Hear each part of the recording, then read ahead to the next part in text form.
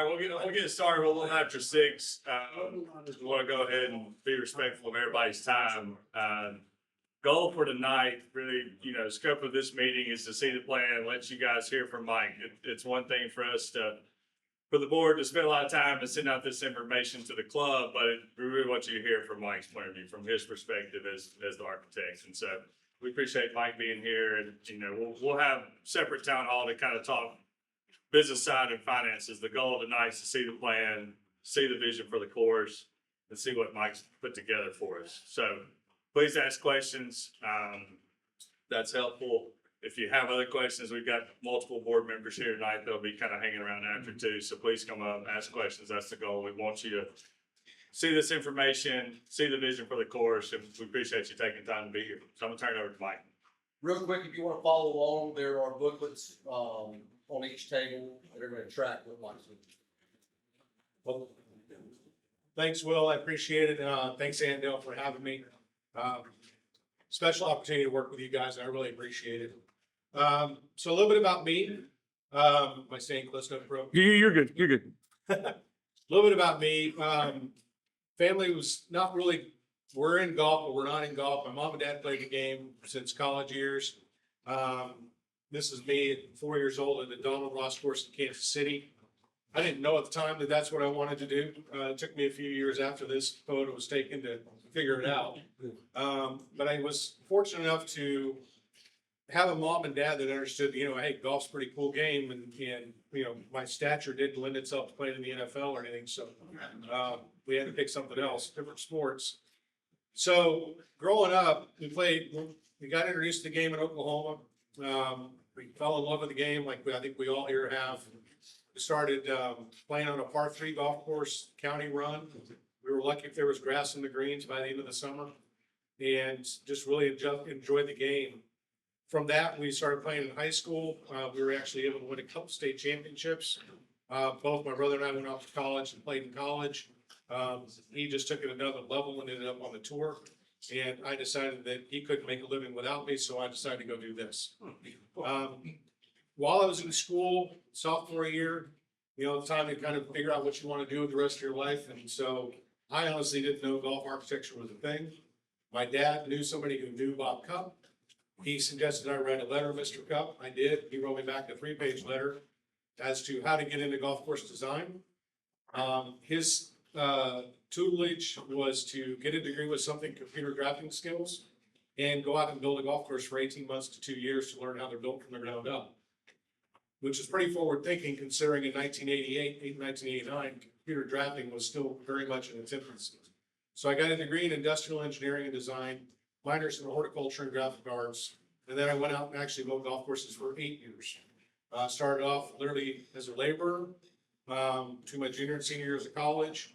After I graduated, I progressed from, as we all do, just through the ranks, and ultimately ended up being construction superintendent. Multiple jobs with a large construction company.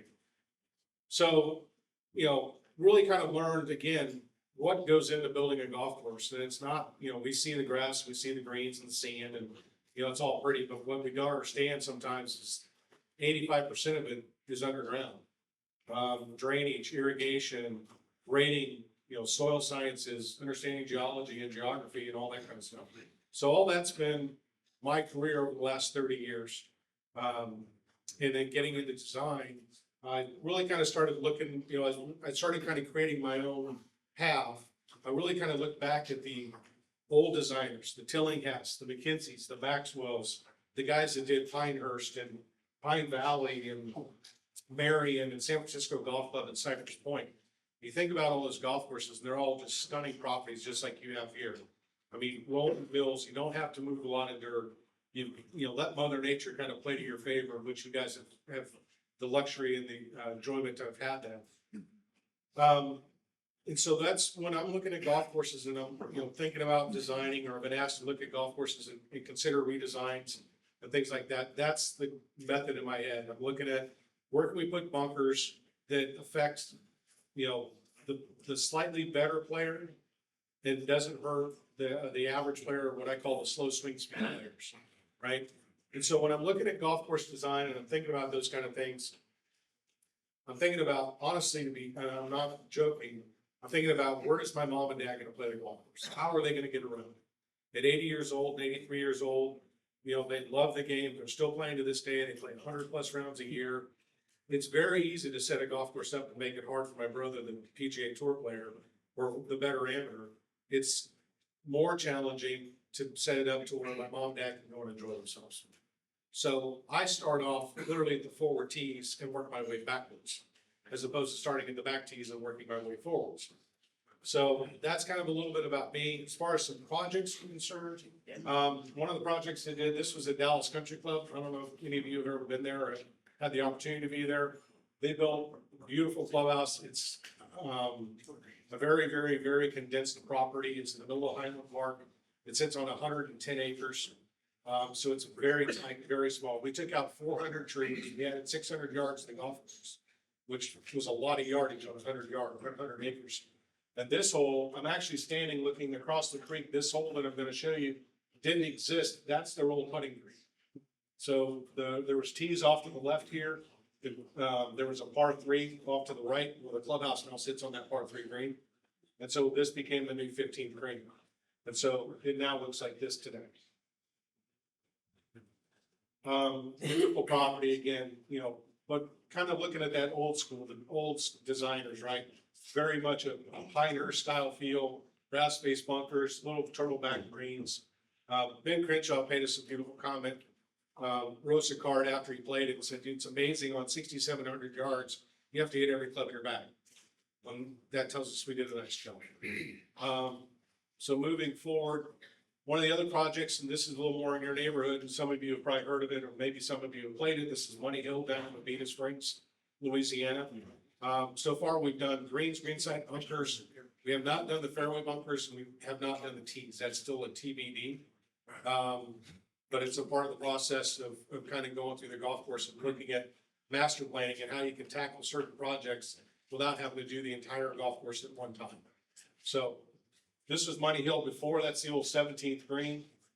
And this is the 17th green now. So you can see we kind of adjusted the bunkers to better fit in with the environment, water, rainfall, and things like that, and keeping the sands from washing away. One other project, this is down in Tucson Country Club. It's an old Billy Bell design. Billy Bell worked with George Thomas, who did Riviera Country Club, Bel Air, Wilshire, some great properties out on the West Coast. Billy did this course here at Tucson. It had been renovated prior to us getting there, and we didn't realize when we got into it, they had built greens on top of greens. So that made it a little bit more challenging. We obviously had a certain budget. We couldn't all of a sudden bring everything back down where we wanted it. So as you see in the next photo, we kind of had to bump some things up just a little higher than what I would normally want. It still worked out. We still made it all work. Here on the left-hand side, it's a low. I love the low areas and things like that, giving you a place to bail out, but then having a way to recover, whether it's putting it, hitting your 60-degree sand wedge, hitting a hybrid, a little bump and run 7-irons, just something to get the golf ball back up on the green. So I'm giving you options. But what you can't tell is there's actually a hole location. The green actually goes all the way over here. There's a hole location right here. So the fun thing about this is University of Arizona moved their headquarters to this golf course. And so that's where they're at now. They just had their tournament yesterday and the day before at a par 71 golf course that played to a plus 72 on 3 days. And some of the best players in, Division I golf. So we're challenging the best players, but today the members are going out and they're still playing it in 4 hours. So that's the balance I try to achieve where, again, how does my parents get around the golf course, but then how I can still challenge the best players in the game. So looking at golf courses and thinking about infrastructure and kind of how things are put together and how long they last. This is a chart that we kind of use in the golf course architecture world to kind of give us an idea. And these are the major players in golf, as you all know. They're all very recommended. Golf Course Owners Association, Club Managers, PGA of America, Golf Course Builders, and so on. They surveyed 3,000 golf courses to get a general idea of how long are greens lasting, how long are bunkers lasting, how long is drainage, irrigation, corrugated culvert pipes, so on and so forth. And they did it from across the country. So you're getting a general average when you're looking at these things. Bunker or greens at the very top. obviously, 15 to 30 years. We're just a little bit beyond that at this point here. Bunkers, they suggest the sand and even the drainage of the bunkers down here at the bottom. Drainage on the bunkers, 5 to 10 years by replacing this, either replacing or pulling out and cleaning out, replacing drainage, putting in new sand, keeping the liners up, things like that. As you all know, here at Annandale, we now have concrete in our bunkers. The drainage is compromised in some cases. Josh and his staff spend an inordinate amount of time putting the bunkers back together, even after, half an inch of rain. We have a scenario here where the grading is, water actually runs over the top of the bunkers and into the high sides. And so with new bunker shaping, we try and move the water around the bunker and not over the top. So those are all things we look at, going through as we prepare master plans and consider work that could or should be considered on the property. So we go into construction, there's a method to doing the construction. So just like there is building a house, you don't put the roof on without the walls. You go through and the first thing you do is you tear everything apart, demolition. Then we go and do the big storm drainage stuff, the big pipe, the 24-inch plus stuff. Then we go to earthwork, which is where we're moving the big dirt around. Then we go into shaping, which is making it look pretty, the shapes and the final, contours and things like that. Then we get into building the greens, the bunkers, the tees, feature construction. We add drainage to those elements. We add in the irrigation system, put in the cart paths, and then we grass it. So obviously we're not going to go, that's the order of construction. We don't want to go put in the irrigation system, then come back and put in storm drainage, because we're going to tear right through the irrigation system. So we're trying to do things in a certain order, a certain profile, or a certain method. So that's kind of a little bit of, quick run through of master planning into construction and those orders of construction. So when we look at Annandale, we go through your golf course. Those are all things we're considering. Obviously, we're focusing primarily on the greens and the bunkers. That's our big ticket right now. Excuse me. Concrete cart paths, I know, are another hot button topic. Those are all things that can be done in time. If we build something, for instance, the greens and the bunkers, we're not going to go tear them up to put in concrete. We can always go add concrete or take out trees and fix the concrete substructures later. So not to say that we can't go through and address some of that when we're doing the greens and the bunkers in small sections, but for right now, we're focused primarily on greens. So looking at your golf course, first things first, we get off the first hole. We got the one bunker, it's out here at the landing area way off to the left and still, let me back up real quick first. So the grids that you see on these big grids, these are 50-yard, the big black lines are 50-yard increments. The smaller gray lines, if you can see those are 10-yard increments in between. So kind of give you an idea on distances and scales. When we get into the greens, it's 10-yard increments and 5-yard increments. We'll show you that in a minute. All the red dashed lines you see there, there's a red dash line there, red dash line there. Those are outlines of your existing features. So existing fairway limits, existing bunkers, existing greens, existing tees, car paths, and so on, and trees. So looking at the first hole, I kind of like the old Ben Hogan quote, it's a gentle handshake to get started. Welcome here, come on out and have fun. In the first hole here, it's a dog leg left to right, slightly downhill. People generally miss short right on their first approaches. They're hitting it into these right greenside bunkers that are 30 yards from the green. So welcome. You're already here, and we're gonna hit you over the head with the first hole. So what we would do here is, what I would propose to doing here is obviously making the green slightly larger, shifting it further left, away from the tree cover and stuff that are over here, taking out those front right bunkers and creating more of that low area like I discussed earlier, and then adding or breaking up the one large bunker into two smaller bunkers. Overall, just to go through this so you know, green square footage is going from about 83,000, 85,000 square feet up to 100. So significantly more square footage of greens. In addition to that, we're going to soften the contours in the greens, and that would allow also for more pin locations, right? So now the golf course is playing a little different every time you go play. Maybe a pin's back left on Tuesday, and it's front right on Wednesday. That's two different clubs. I mean, it's could play significantly different than the day before. So that's the first hole. Moving over to number two. par three, with a green about the size of this table. You know, again, first hole, I've already hurt you over the head, now I'm gonna really smack you. So we would actually propose enlarging the green, making it significantly wider in the front. That's your front left bunker currently. So the middle of that bunker basically becomes green surface. The back right bunker that you can't see at all would go away. We would actually create a low-mow area back there with containment, so it would be lower than the bulkhead.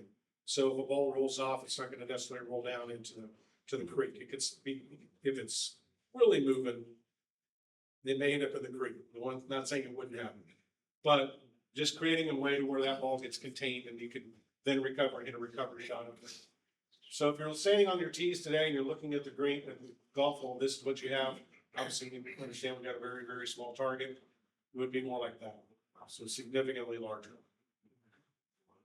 More, I feel more welcoming. There's still trouble. There's still back left hole locations. There's still tucked over, bunker locations or hole locations tucked over the bunkers and things like that. So you still have to hit golf shots at certain holes. But it's again, much more, it's easily more maintained. Bunkers are, you see more grass-based bunkering, getting the sand lines down, and getting drainage and liner in them so that we don't have those issues after even slight small rain events. Over to number three. First time I stood on this hole, I was just blown away by how many bunkers were out there, and I didn't even understand where to hit it.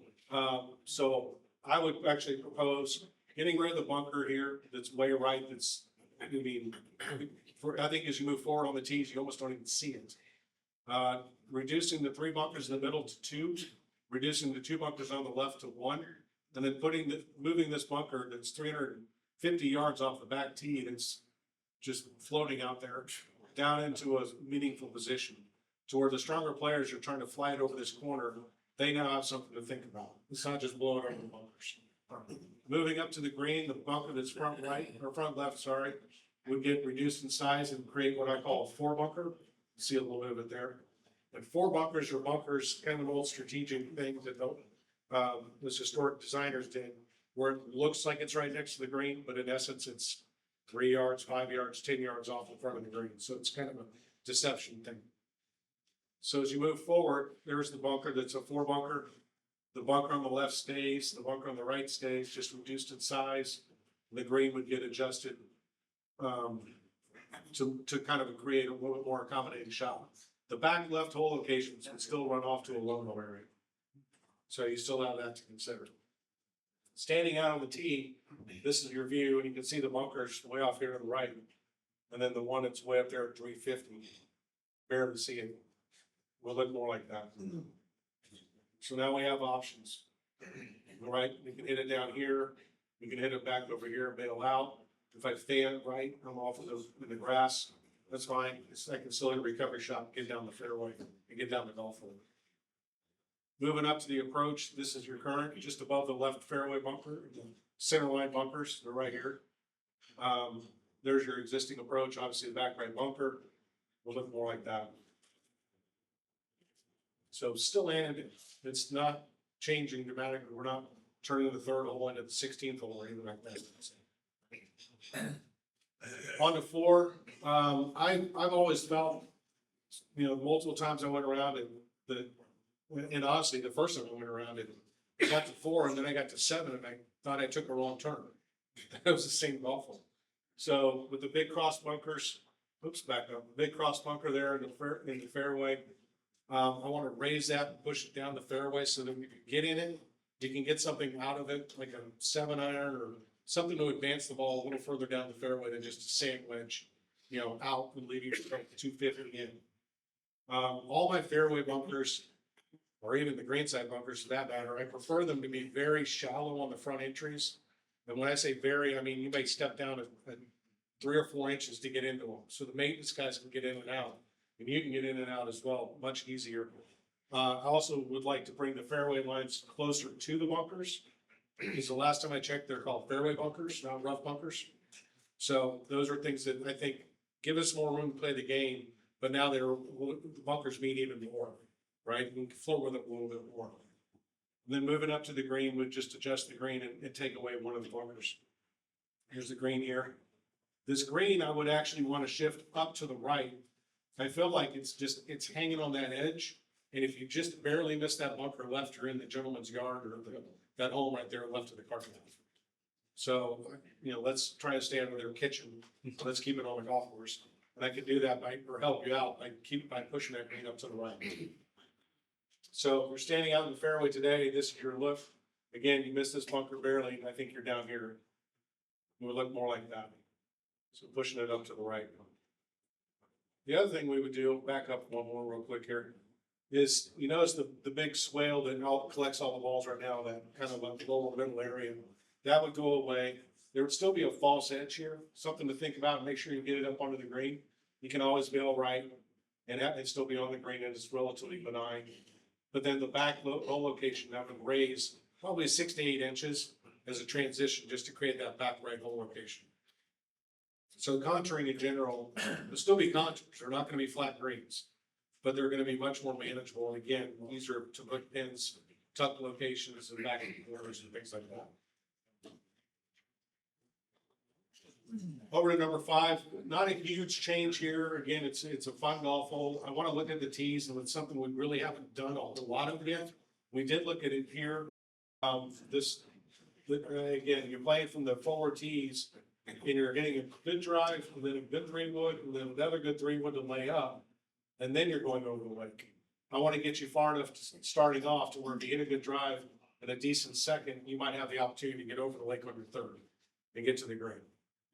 So moving up forward, I would actually twist the green just slightly left, rotate it counterclockwise from where it currently sits. We would flatten off the front of the green where it's much more pinnable and not as diabolical if you happen to just get behind it and all of a sudden it gets away from you. So that front hole location becomes more manageable and usable. Again, we still have some parts of the green that come off in the corners in the back, and then 2 bunkers similar to what they have today or what you have today. 6, again, beautiful golf hole with the lake all the way down the right. Not changing anything back to the tees. The bunkers, we would take one of the bunkers away.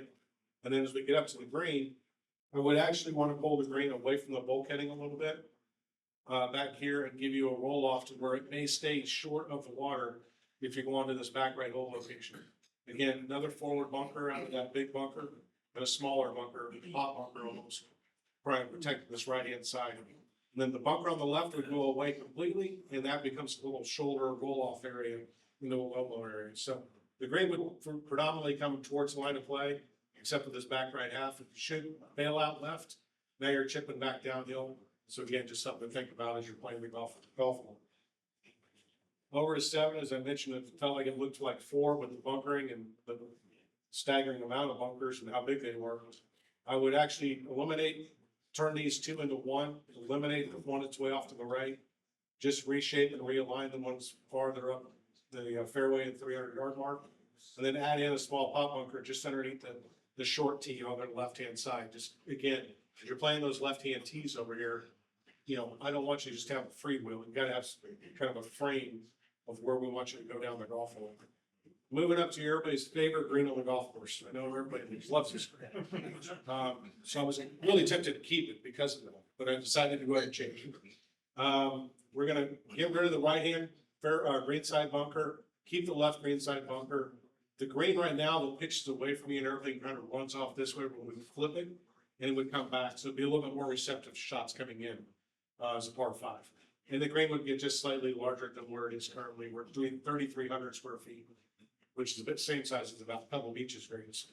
And we'll get out to about 4,000 or 4,200 square feet when we're done.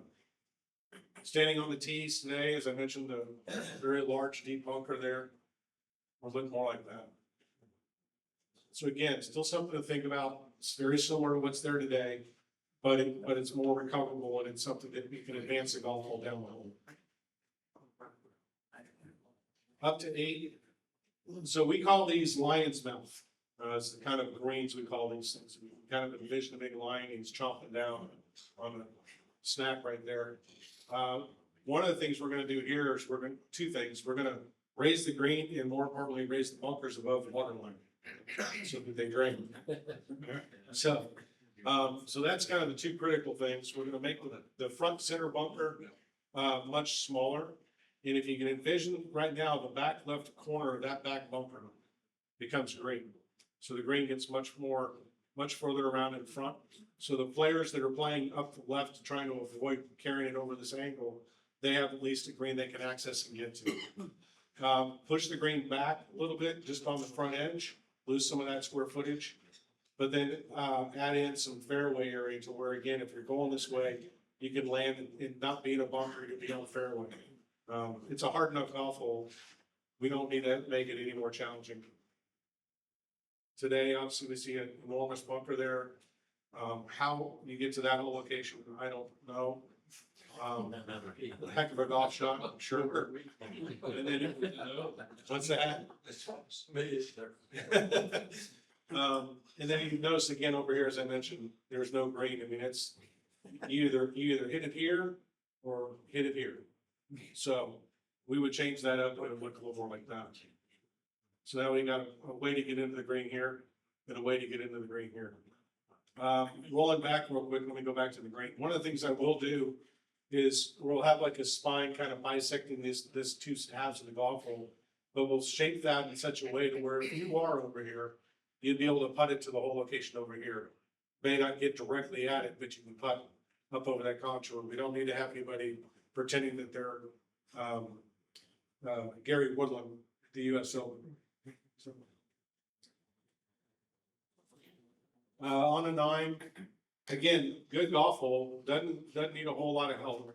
But moving up to the green, again, we get rid of the back 2 bunkers, keep the left-hand bunker, add in a bunker. I know we lost the big tree over here, so we'll add in a tree, or add in a bunker here.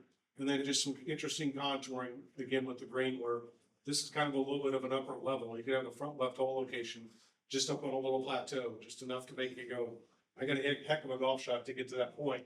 Or if I bail out, I'm down here putting from 15, 20 feet away from potential par save, birdie save, whatever.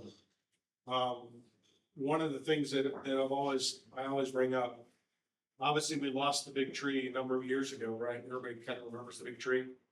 How many people have seen a bunker fall over in a windstorm? Anybody? No. Me either. But that's why you don't design strategy around trees. They are perishable. They don't.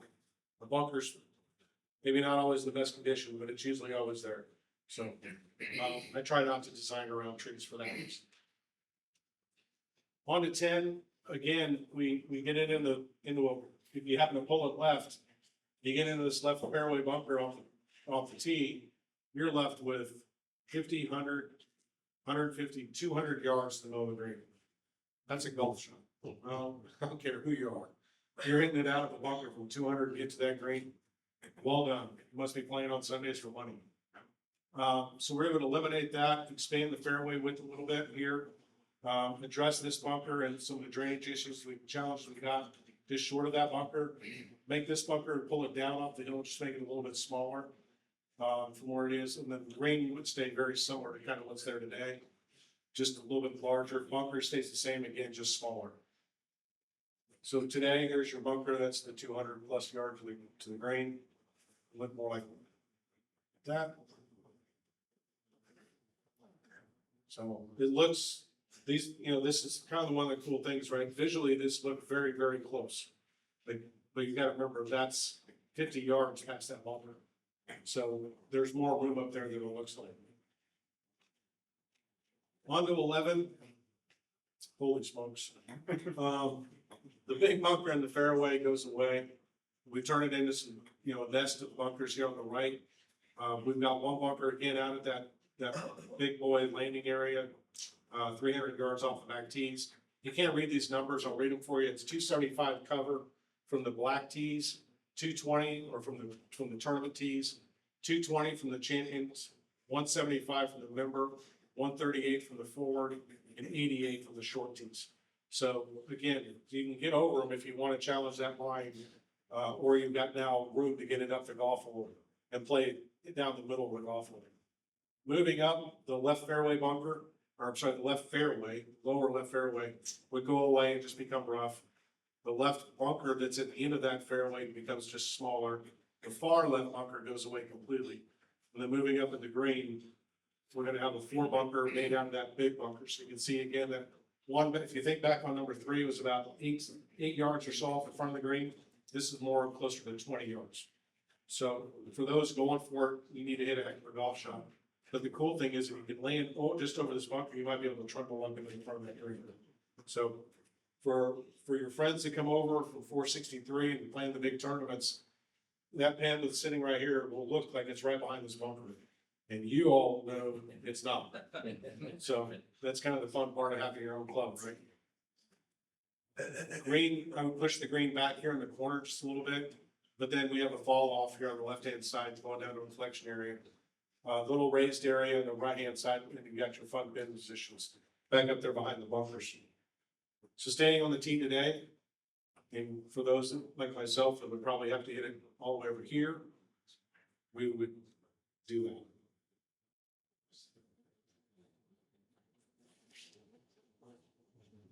So one of the things I'm always looking at in par 3s when I'm evaluating golf courses, and it's usually always on a par 3s, is distance and hole length.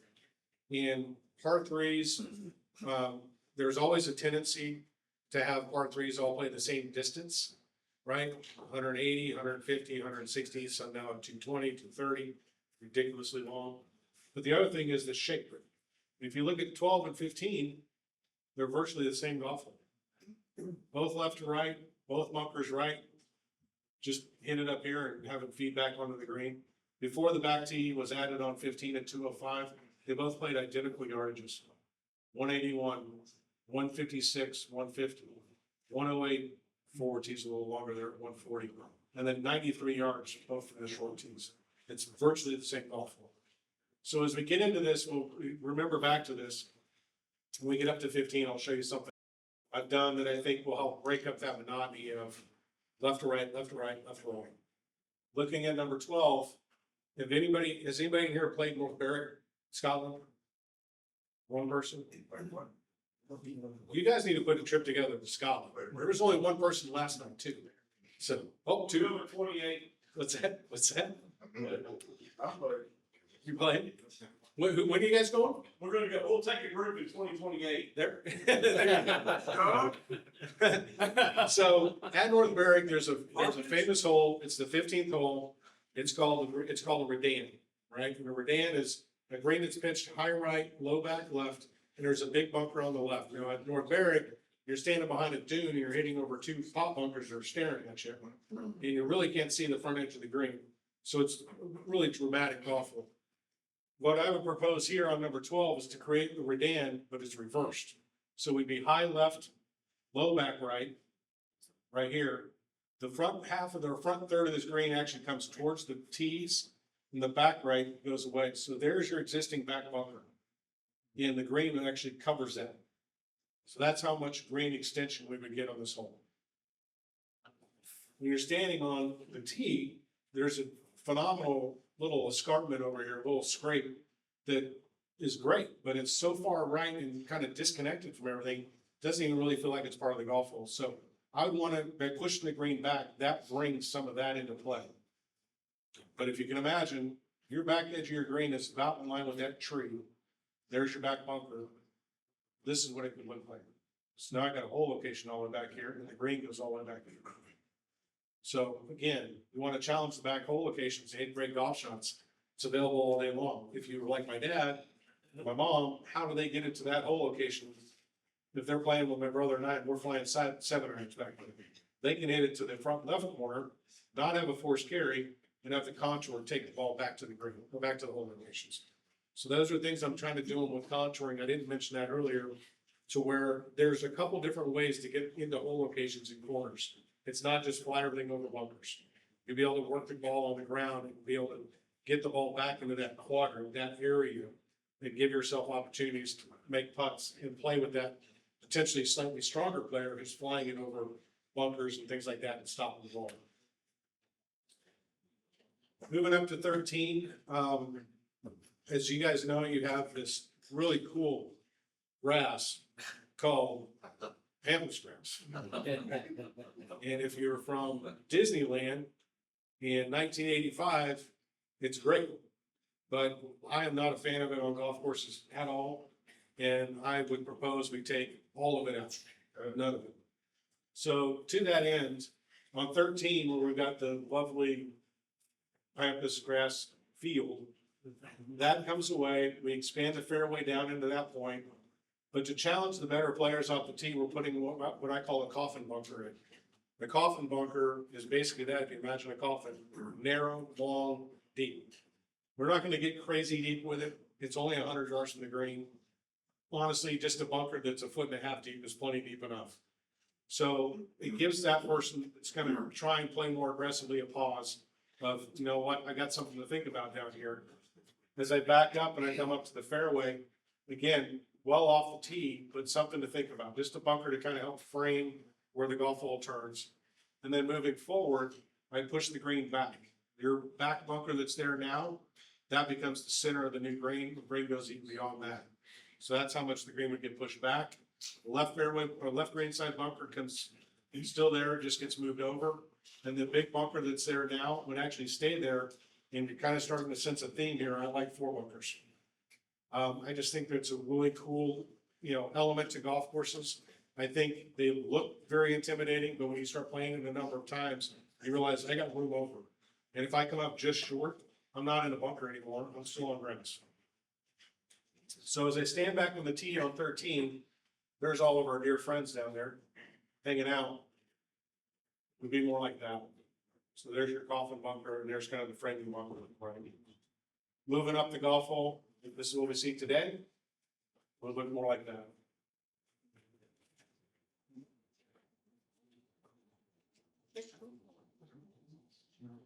So 14, I like 14. I don't think there's a huge change here. There's no reason for a big change.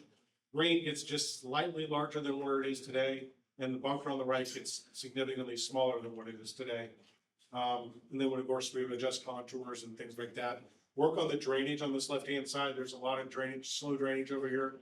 So we'd work on that so we could create some low area to where it's not always mucky and soft. So that'd be 14. Pretty simple, not a big change. But I remember I told you about 15 and 12, right? So here's 15. Right now, as I mentioned before, it's a left to right golf hole, bunker on the right. Fast forward, bunker on the right, and a left to right golf hole. I would actually flip it to where now it's a right to left golf hole. You got bunkers on the left. So you want to, for the player that plays a draw, they can work the golf ball in at this angle.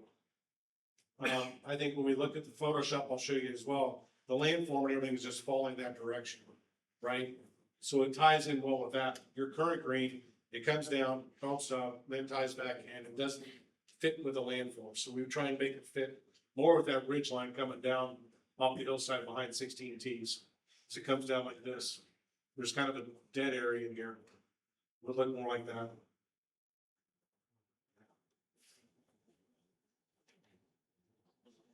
So before I get over here to 16, number of you I'm sure have heard of Tom Weiskopf. Pretty good player, fairly good designer. And one of his favorite things to do was a short or drivable par fours. I love drivable par fours. I've gotten probably 2 in my life. I hit it nowhere. But I was a pretty good wedge player. And so when I'm playing with stronger players and they're having a rip at it, they tend to not hit it so straight. And so I have the opportunity and advantage over them because I can play to my strengths. I can hit it out there to my number. I can then play my wedge in to wherever that whole location is and control those shots. They may be walking away with a bogey and I'm walking away with a birdie or better. So as we get into 16, I felt like that was a phenomenal opportunity to create that for you here at Annandale. The creek that's way over here to the right and not even in play, and you may not have even realized it was over there, would actually get an oxbow built into it. So we're going to pull the creek into play. The green right now that sits back here would come forward, and we would have the tees adjusted to where it's drivable for somebody from that demographic. There's a lot of times I go on a play with friends of mine or players that can't hit it 250 yards. We get to a drivable par 4 that's 280. Well, that's not drivable. So I like to have par 4s that are drivable from somebody that's playing that team. Not everybody can drive them. That's the whole point, as I mentioned a moment ago. So moving up to the green, I think we have, again, a cool opportunity to create something special. We've got, again, I'm going back to North Barrick. They have the 16th hole, in North Barrick, it's called a Moritz Green, so it's a big valley in the middle of the green. Yale University has one, that's an old historical Seth Rayner design.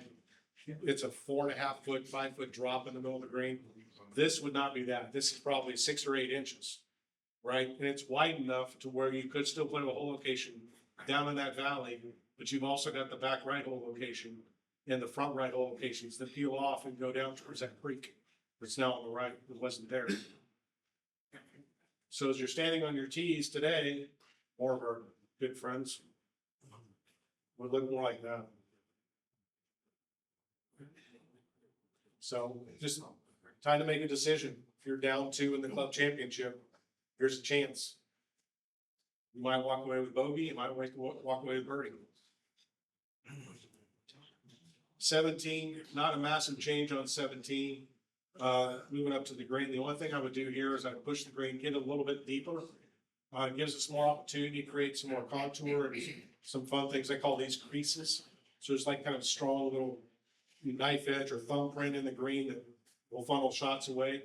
If you want to go to that back middle hole location, you got to think about a soft contour here and a soft little crease that's going to funnel balls off to the Lomo area. I would come over on the right side, which right now I know is pretty steep. We'd soften that out to again keep those hole locations viable. And on the front edge of the green, we would Lomo this. Where if you come up just short, more than likely you're going to trundle back into the bottom. So idea is to get it all the way there. And then sliding up to 18. Again, not a huge change on the tee shot. We would take the one large bunker, break it into 2 smaller bunkers, trying to get the fairway width as wide as possible. I know if you can kind of get it up here, moving a little bit, it might run down into the pond. So just want to give you a little bit more room to lay up. No big changes or any changes really. The layup area, I'd get rid of one of the bunkers on the far right. Keep the one that's the second one for now. It's almost more of a placeholder for me than anything. I don't know if I want to keep it. It's just there for now. And then moving up to the green, pull that green again, just off the bulkheading a little bit. You want to fire it at this back left hole location or front left hole location, which you're coming in from here. It's available to you. Should you miss it just a little bit left, I want you to leave here having fun. And hitting into the lake from the last hole just left because you hit a pretty good shot, which maybe bounced and hit left and went into the lake or into the creek. Not a lot of fun. So we would give that green a little adjustment back there. Push the green back in the middle right, and then break the big bunker up on the right into 2 smaller bunkers. So that's Annandale Golf Club. Any questions, comments?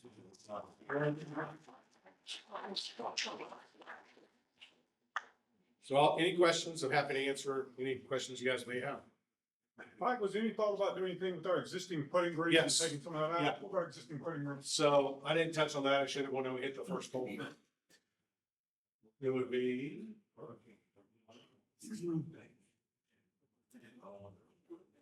So we would adjust the putting green, get rid of the horseshoe, make it as large as we can. The beauty of your area down here, you can make the 30,000 square foot putting green. So it's just something, obviously we don't want to get carried away with it, but it's right now I've got it designed at about 8,000 square feet. We could stretch it even more than that. So yes, we redo the putting green. Easy room. All right. Good night. Would you? Yes. I think I read it here, you're proposing to use better Billy bunker system. Well, it's up for debate. I would actually be more of a proponent to use a bunker, it's called Bunker Solutions. Bunker Solutions is synthetic turf in the bunkers. So it's white synthetic turf. They have a 3-part liner system. We line the trenches, we line the bottom, and we line the faces. And then the sod goes over the top of that. And the beauty of that is there's no gravel. That's it. We put drainage pipe in, we put bunker sanding, and we're done. I've done it very successfully at 5 or 6 clubs now. Had great success with it. There's a couple of reasons why. With gravel and somebody, if you play courses with a billy bunker, it creates what we call a perched water table. So if you don't have a sand depth thick enough at the bottom, it's always a little wet. So that's one of the problems with the billy bunker that I'm not a fan of. And Jerry Lemons, the guy that owns it, was a friend of mine, and I've told him that. So that's kind of why I'm starting to trend more towards the bunker solutions. I also am not a fan of hard surfaces in our bunkers. If the maintenance staff gets a little bit, they had a rough night last night, didn't check the depths, and you go hit your sand wedge, they cost you $200, and scrape the bottom of your sand wedge or something like that. That's not fun either. John now has to give away free sand wedges at the Christmas party. So that's another reason why I prefer to kind of trend towards bunker solutions. Yes. Tell us, the difference between the total longer square footage and what it is. Yeah, so I didn't touch on that. So your current bunkers, are around 90,000 square feet. It's a lot of bunker square footage. We would actually, with this proposal, go down to about 45,000 square feet. So we're cutting them almost in half. Now, I think everybody is, for the most part, probably going, wow, it's getting golf course getting a lot easier. But what I've found time and time again when I've done bunker renovations and bunker reductions is the golf course doesn't get any easier. It actually now the bunkers are in the right spots. So we're challenging the players that it needs to challenge. We're giving room for the players that need that room. And the golf course is now more balanced and more fair. The better benefit is, remember the staff that actually goes out, has to fight those bunkers after rains, have to edge a lot of, linear footage around the bunkers, things like that. That now gets reduced in scope, right? They don't have to spend, 30% of the manpower out there maintaining bunkers after a rain. They can go on and do the next thing. The nice thing about that, the really special part about this is those staff members, we don't get rid of them. They now can go do the details that would having to be pushed to the back burners before. And those details or makes their golf course just that much incrementally better, right? We've all gone and stayed at really nice hotels, really nice resorts, eaten at very, very nice restaurants. The steak is, if it's a grade A steak or a USDA prime steak at Chapley's, doesn't mean it's not any better at Kessler's, right? But what's the difference? There may be just a little bit of difference in service, details.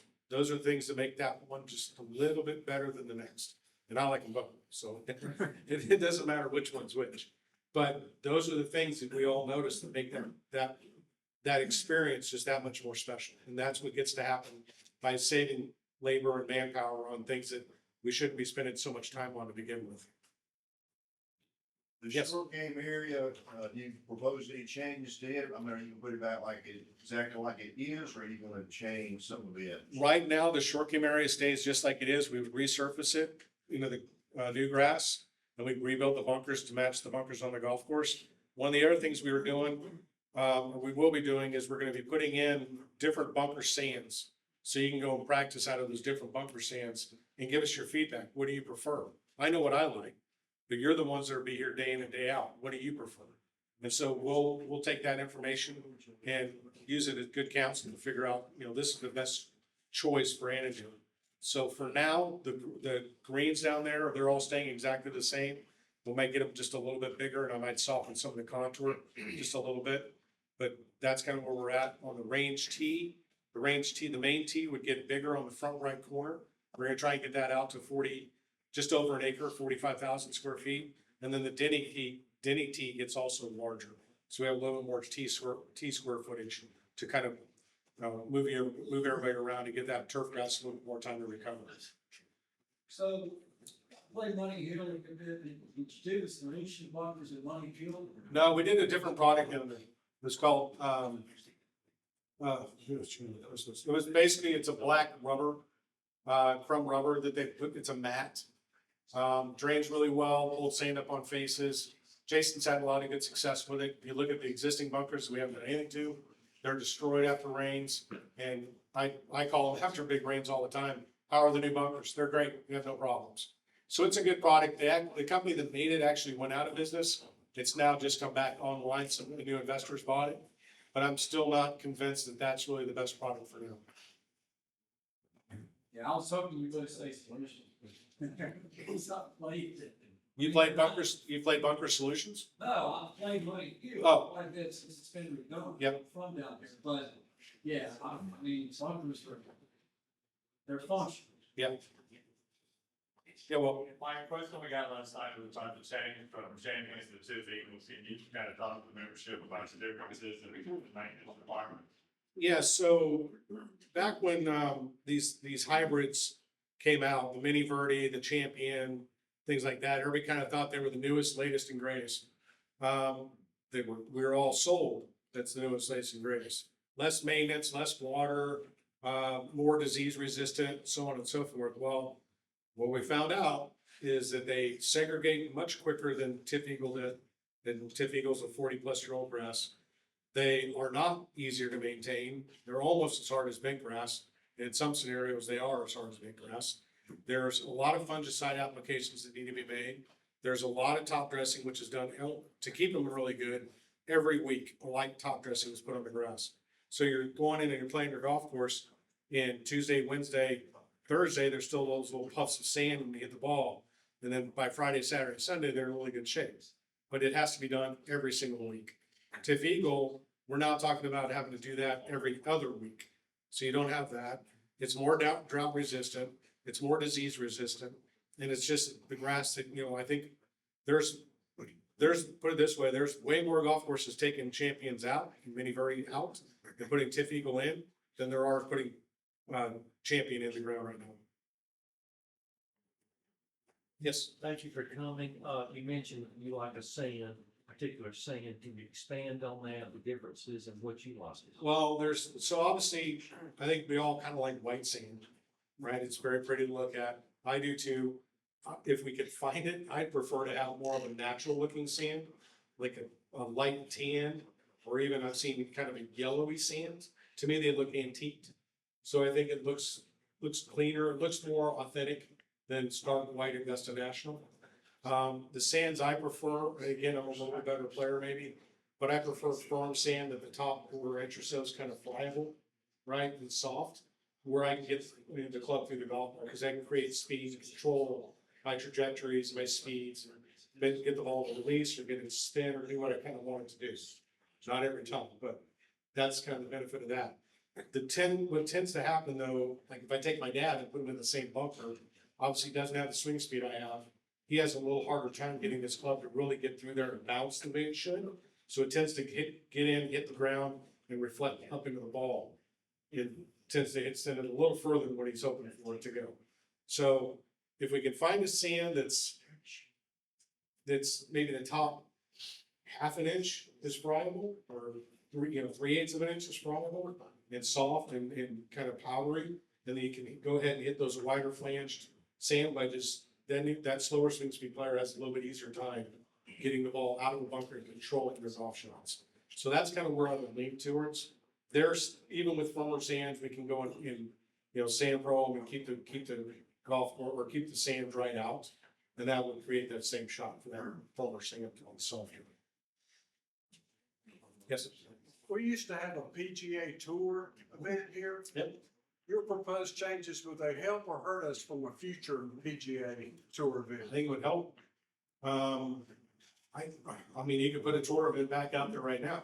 I mean, if you've got that, doing this does not change it. I think if we had the tour come back and look at the golf course, we can put a tour event on here. Absolutely, that's plenty of challenge for the players. My brother played in the event a couple of times. He's been in. So I'm not concerned at all, again, doing the redesign and lessening the strength of the golf course. I think there's some things we could do to get a few more yards for that better and stronger player. But again, the main goal is how is the general public, general membership gonna get around the golf course and enjoy themselves, making it hard for the tour or for the Sun Belt Conference or for the state amateur. That's pretty easy to do. We can still make this golf course just as challenging as Annandale's always been, obviously understood and well respected. What's the proposed timeframe from the start? March and then opening around October. Mike, when you speak to kind of make this in it's kind of fun to kind of your philosophy on every time you come to golf, it's your brain is 100% and you're gonna hit a different type of shot, different. That's kind of what the membership understand. In addition to making the range bigger, they're gonna be not flush, it's not the right word, but you know what I mean? Yeah. So, I like to have greens, you know, it's interesting, I did a project with my brother. We've done one project, and when had the greens in sand form, right, we hadn't grassed them yet or anything like that. He comes up and he's just barking at them, right, they're flat, there's no contour. Like, Matt, there's plenty of contour, it's there. We get him grass, he starts, oh my God, there's contour all over the place. So you don't need to have huge transitions and big elevation changes. All that does to me is take up usable space, right? If you're gonna build a 5,000 square foot house and you're gonna put Carrera marble tile down, you're gonna put, you know, nickel fixtures and flat screen TVs, but then you gotta live in the garage, what's the point? Pay to build it, pay to maintain it, can't use it. Well, when you have big transitions and big steps and big things like that, you can't use it. So you're paying to build, pay to maintain it, pay to build it, but you can't use it. So in my greens designs, I do them in such where, you know, see, we're setting them at different angles, we're creating different contouring, no two greens look the same.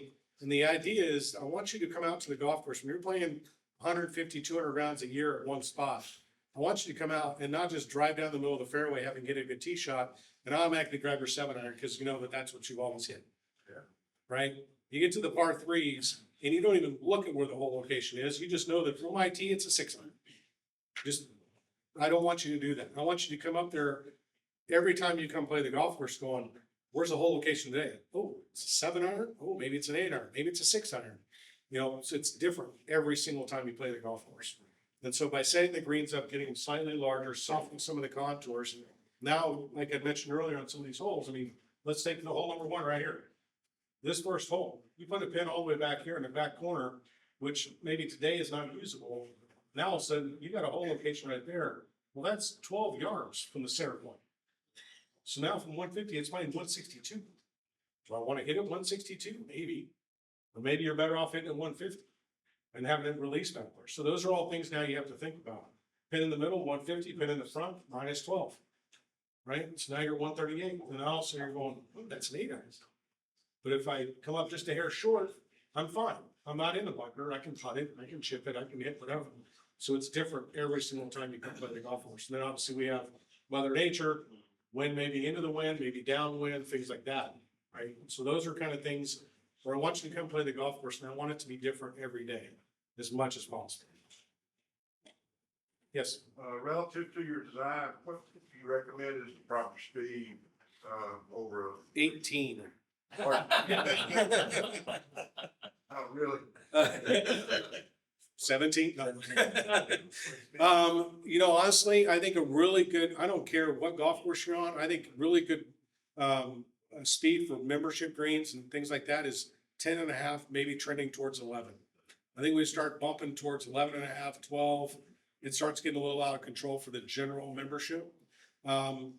You want club championship, you want to have 12.5, 13, knock your socks off. But those are special days.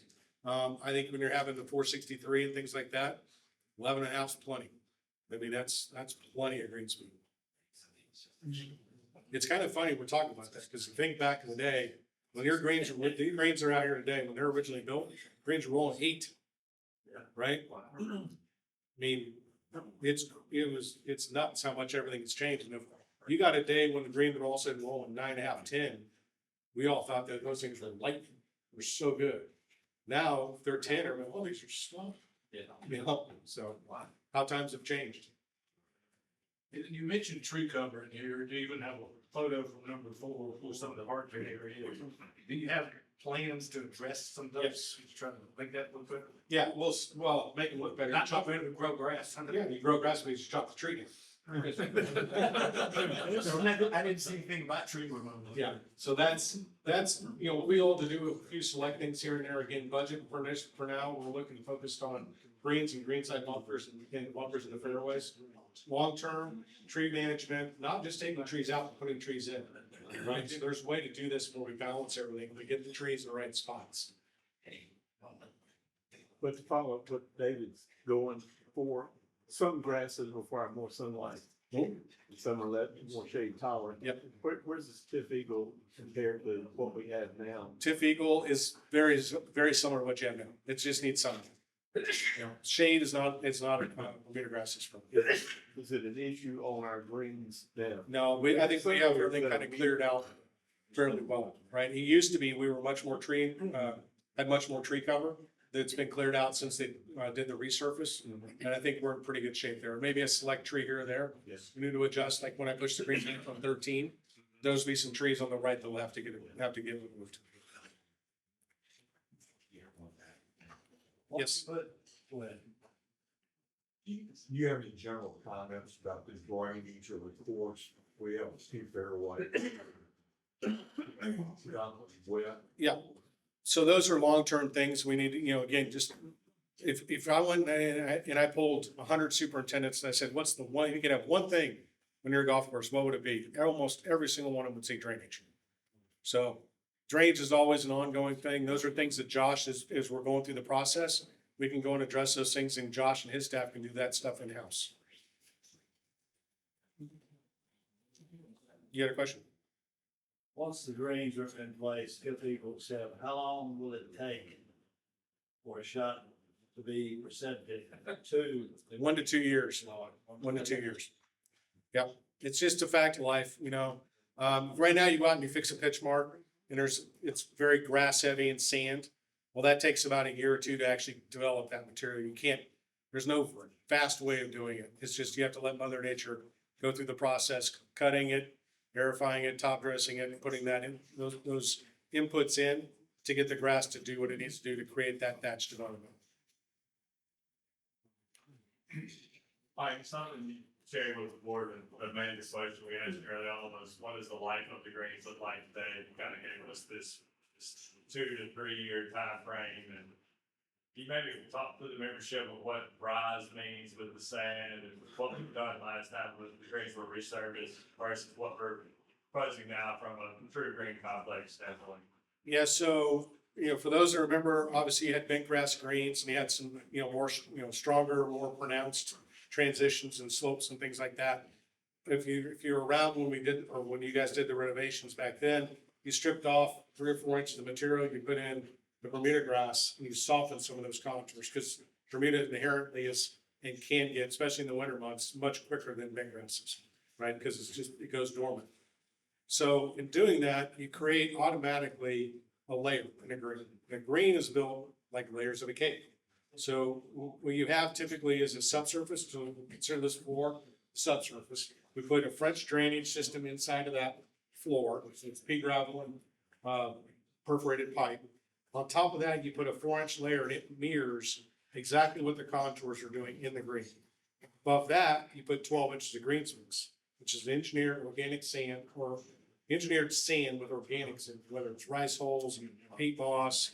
There's now carbon products we're putting in because they tend to sometimes last, we think, longer than peat moss. So that's kind of the growing medium that slows water down, maintains air porosity within the sand profile, and it gives somewhere for the roots to go and feed, drink, and breathe. So when that was done back in the day, you know, your profiles at that point, obviously I wasn't here, so it's speculation, but you were probably at 17 to 18 inches of depth. From 12 inches, it just gone up to 16, 17, 18 inches from top dressing over top in organic material buildup.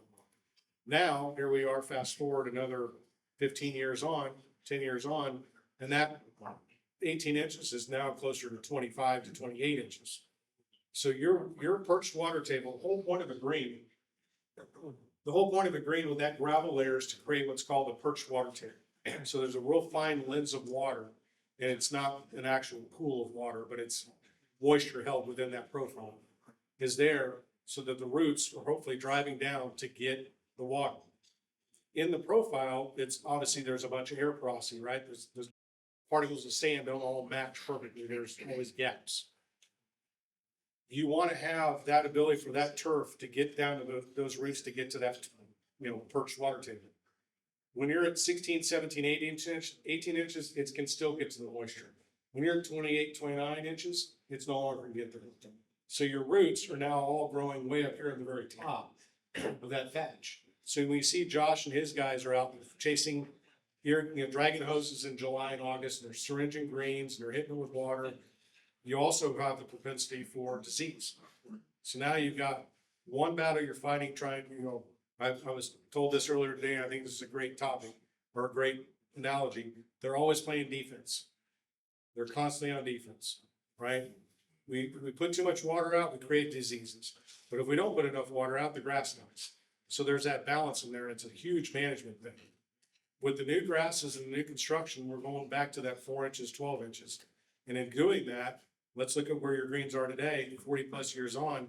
We could be looking at the next 40 years, of Annandale being in a position where they don't have to do anything. They may resurface the greens in 15, 18 years time and get another 15 years out of it.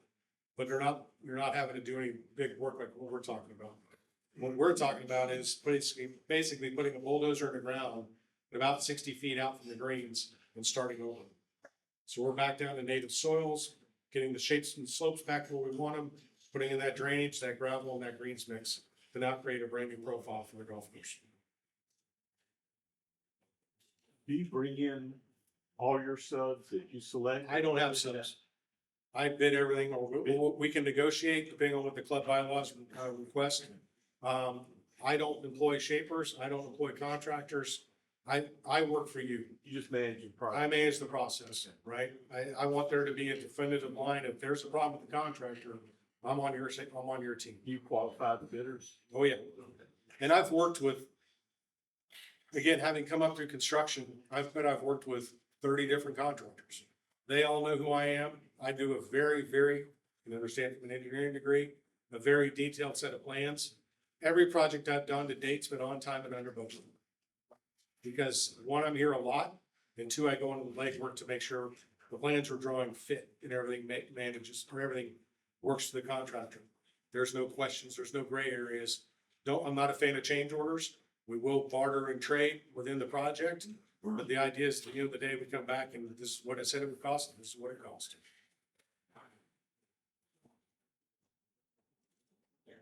Unless the gas keeps.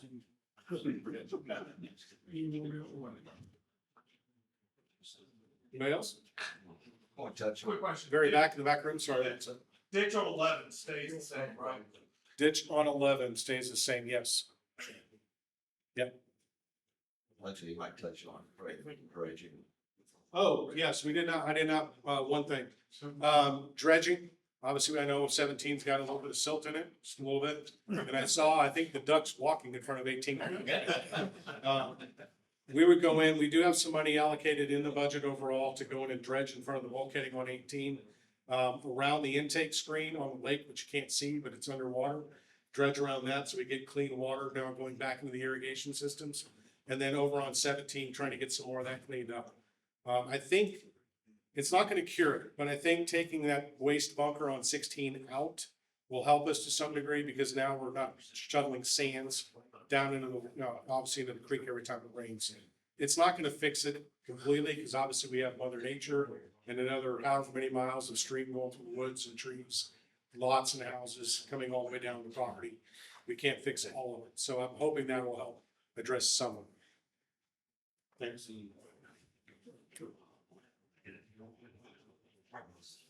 Mike, thank you. We appreciate you. Thanks, everybody. Appreciate it.